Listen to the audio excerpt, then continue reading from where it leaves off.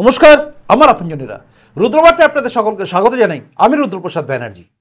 গতকাল শুভেন্দু অধিকারী সমস্ত মিডিয়ার সামনে চাঞ্চল্যকর একটা অভিযোগ করেছেন এবং তার সঙ্গে সঙ্গে তিনি সোশ্যাল মিডিয়া অর্থাৎ এক্স হ্যান্ডেলে একটা পোস্টও করেছেন।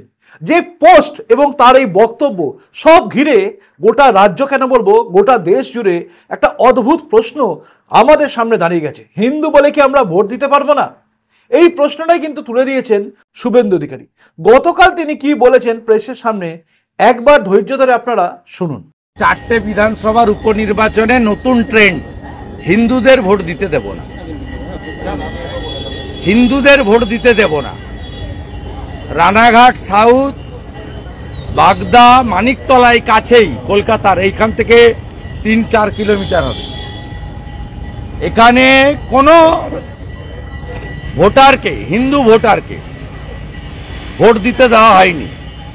এ খুব অ্যালার্মিং। আমরা সংবিধানের হেডকে বলেছি, আমরা আজকে 100 জন যারা ভোট দিতে পারেননি, আঙুল দেখান আপনারা, হ্যাঁ আই কার্ড দেখান, আমরা 100 জনের বেশি নিয়ে এসেছিলাম।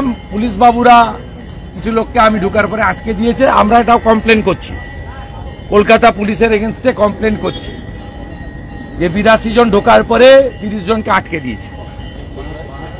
এইভাবে আমরা গভর্নর সাহেবকে বলেছি, আপনি সংবিধানের প্রধান, হিন্দু হলে ভোট দিতে দেওয়া যাবে না। এটা কোন ভারতবর্ষে আমরা বসবাস করছি? খুব খুব অ্যালার্মিং এবং খুব বড় ইস্যু। আমি মহামান্য রাজ্যপালের কাছে 3টে জিনিস চেয়েছি। আমি বলেছি ডায়মন্ড হারবার লোকসভার ফলতা,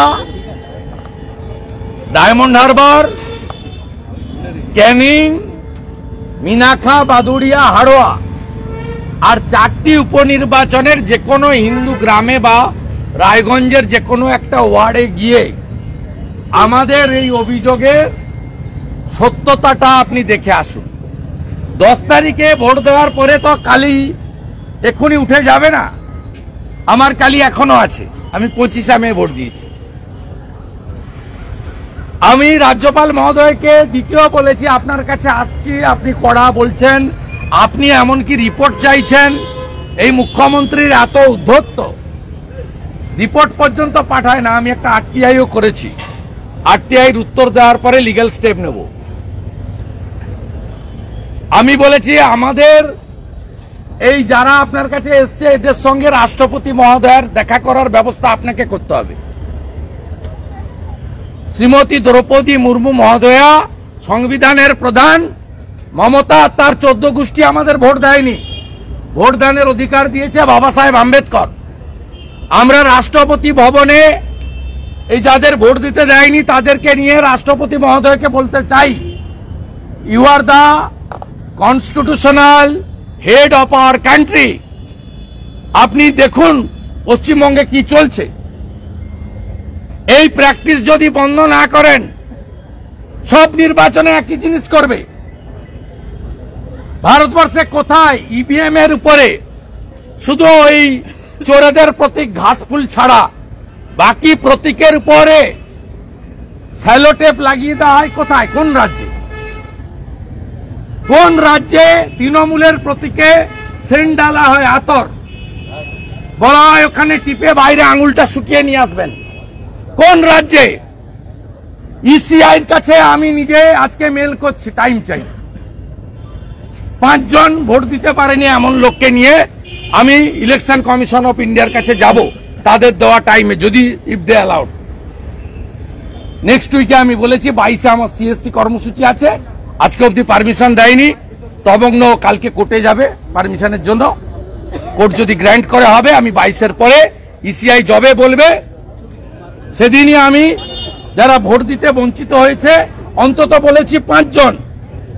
আমি ইসিআই কে বলতে চাই, নর্মস বদলে দেন। আপনার ওয়েবকাস্টিং এর যে অ্যাক্সেস সব প্রার্থীদের দিতে হবে। আপনার কাউন্টিং এ যে কাউন্টিং থেকে লাইভ করতে হবে, সিএপিএফ কে এপিক কার্ড দেখার অধিকার দিতে হবে। এই 4টে বাইপোলে কোথাও এপিক কার্ডে ভোট হয়নি, স্লিপে ভোট হয়েছে। আনসার ভোট করেছে রায়গঞ্জে, চাপড়া চাকদার গুন্ডারা ভোট করেছে রানাঘাট সাউথে, মানিকতলা থেকে সচিন, রাজু নস্কররা বেলেঘাটা থেকে ভোট দিয়েছে। একটা ভোটারকে ভোট দিতে দেওয়া হয়নি, একটা জেনুইন ভোটারকে। ডেমি এজেন্টের নামে 8টা করে ডেমি প্রার্থী দিয়ে তৃণমূল এজেন্ট বসাচ্ছে। এই 8 জন ভিতরে গুন্ডামি করছে। আর এই সুরেন্দ্র মিনা এ তো একটা। দেখুন 371 জন প্রিজাইডিং পোলিং এনেছে ডালখোলা, চাকুলিয়া, গোয়ালপুকুর থেকে। আমি একটা পৃষ্ঠা পড়ছি, বাকিটা সোশ্যাল মিডিয়া থেকে নিয়ে নেবেন। Jhitkiya FP school, room number N, Anwar Alam, sub inspector of school, Itahar circle. Booth number 3, Pakhamba FP school, Mohammad Rafiq. Pakhamba FP school second part, Mohammad Sagar. Pakhamba FP school, Mukhtar Hossain. Narayanpur FP school, Nazrul Islam, Samidur Rahman, Mir Mohammad Masum, Anarul Haque, Sabir Hossain, Mohammad Arajul Haque, Ekramul Haque, Mukhtar Ali Chowdhury, Mohammad Shamim Akhtar, Asaduzzaman Chowdhury. সব they are coming from Dalkhola, Itahar, Chakulia, Goalpokhar 371। হু আর দে? আমার সোশ্যাল মিডিয়ায় আমি এদের এক্সপোজ করব। এই 371 জন নাম পড়ুন। এটা কি বাংলাদেশের ভোট? এটা কি বাংলাদেশে ভোট নেত্রকোনাতে? এটা কি গোপালগঞ্জে ভোট হচ্ছে? রায়গঞ্জে 371। নাম দেখুন, নাম দেখুন। আমি সব খেটে খুঁটে বের করেছি, আমি সব বের করেছি, ছাড়বো না। Do or die democracy, save democracy. বাঁচাতেই হবে ডেমোক্রেসিকে, বাঁচাতেই হবে হিন্দুদের। হিন্দু হওয়ার জন্য ভোট আটকাতে পারে না। হিন্দুদের মধ্যে সিপিএম আছে, তৃণমূল আছে, সব দল আছে। They are Hindu. For that reason Mamata did not allow them to cast their vote. কোন রাজ্যে বসবাস করছি আমরা? আগে বিজেপিকে আটকাতো, বিরোধীদের আটকাতো, এখন হিন্দু হলেই হাউসিং কে আটকাচ্ছে, গ্রামের পর গ্রাম আটকে দিচ্ছে, হিন্দু গ্রাম। পুলিশের প্রোটেকশনে গুন্ডারা করছে, আর কেন্দ্রীয় বাহিনীর হাত পা বাঁধা। বুথের গেটে দাঁড় করিয়ে রেখেছে, এপিক কার্ড চেক করার ক্ষমতা নেই। প্রিজাইডিং অফিসারের রুমে। তো আর প্রিজাইডিং অফিসার কারা? প্লিজ, আমি ব্যানার বানিয়ে পোস্ট করে দিচ্ছি এক স্যান্ডেলে। 371 presiding and polling mark in Raiganj assembly. Same জিনিস করেছে ডায়মন্ড হারবারে। তারও প্রিজাইডিং পোলিং এর নাম আমি এক্সপোজ করব। অপেক্ষা করে থাকুন। পশ্চিমবঙ্গের গণতন্ত্রকে বাঁচাতে হবে। হার জিত হয়। যে ট্রেন্ড 24-এ চালু করেছে তৃণমূল, একে রুখতেই হবে। এটা রোখার জন্য যা যা লড়াই করার আমরা করব। শুনলেন শুভেন্দু অধিকারী চাঁচা ছোলা ভাষায় কিন্তু বললেন যে আমাদের অর্থাৎ হিন্দুদের ভোটদান থেকে আটকে রেখেছিল তৃণমূল কোম্পানি। অর্থাৎ তৃণমূল কংগ্রেস নাকি আমাদের অর্থাৎ হিন্দুদের ভোটদানে আটকে দিয়েছে। এবং তার সঙ্গে সঙ্গে তিনি যে তথ্য তুলে ধরলেন যে একটা রায়গঞ্জ মতো বিধানসভা যেখানে উপনির্বাচন হয়েছে, সেখানকার বুথেতে পোলিং অফিসার কারা ছিল, তাদের যে নাম, সেই নামের লিস্টটাই কিন্তু একটা ভয়ঙ্কর ইঙ্গিত দিচ্ছে।